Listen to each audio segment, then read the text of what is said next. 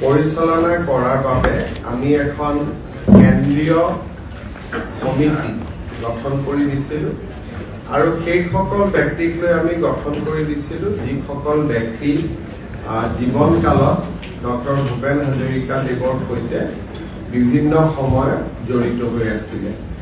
আজি ভূপেন হাজৰিকাৰ পুত্ৰ তেজ হাজৰিকা, তেওঁৰ নাতি চেজ হাজৰিকা আৰু তেখেতৰ ভাতৃ সমৰ হাজৰিকা, ভাতৃ বোৱাৰী মনীষা হাজৰিকাকে আদি কৰি পৰিয়াল আৰু তেখেতৰ সান্নিধ্য লাভ কৰা কেইবাগৰাকীও ব্যক্তি এই শতবাৰ্ষিকী অনুষ্ঠানৰ সদস্য হিচাপে উপস্থিত আছিলে আৰু সকলোৱে বিভিন্ন ধৰণৰ পৰামৰ্শৰে আজিৰ সভাখন সমৃদ্ধ কৰি তোলে।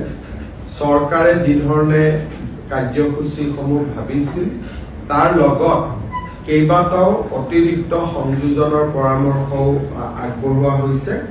আমি গোটেই পৰামৰ্শসমূহ আকৌ এবাৰ চালি জাৰি চাম আৰু তেখেতসকলৰ পৰামৰ্শসমূহ সন্নিবিষ্ট কৰি আমি আগবাঢ়িবলৈ প্ৰচেষ্টা কৰিম।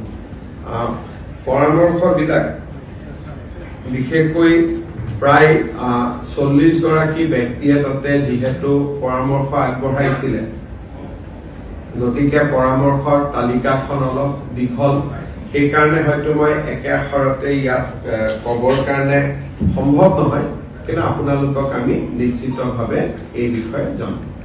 গতিকে আজিলৈ এইখিনি, পিছত আপোনালোক সময়ে সময়ে চেণ্টিনাৰীৰ বিষয়ে আপোনালোকক জনাই হ'ব।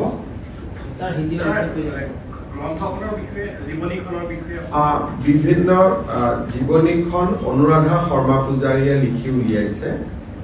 তাক আমি পিয়াৰ ৰিভিউ বুলি যাক কয়, আৰু এবাৰ আমি তাক পৰীক্ষা কৰোৱাম আৰু ভাৰতৰ 23টা ভাষাত ভূপেন হাজৰিকা দেৱৰ এই গ্ৰন্থখন অনুবাদ হ'ব আৰু প্ৰায় 4 লাখতকৈও অধিক কলেজ, মহাবিদ্যালয়, লাইব্ৰেৰী, চৰকাৰী কাৰ্যালয় বিভিন্ন ঠাইত আমি ইয়াক পঠিয়াম আৰু তাৰ লগতে অসমতো আমি 10 লাখ লোকলৈ আমি পঠিয়াবলৈ চেষ্টা কৰিম। Today we have conducted the first meeting of Dr. Bhupen Hazarika Birth Centenary.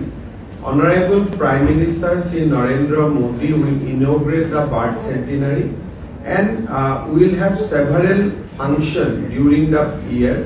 Today we had the first meeting of the core committee. We received many valuable suggestions, and definitely we are going to incorporate all the practical suggestions in the birth centenary calendar. Thank you.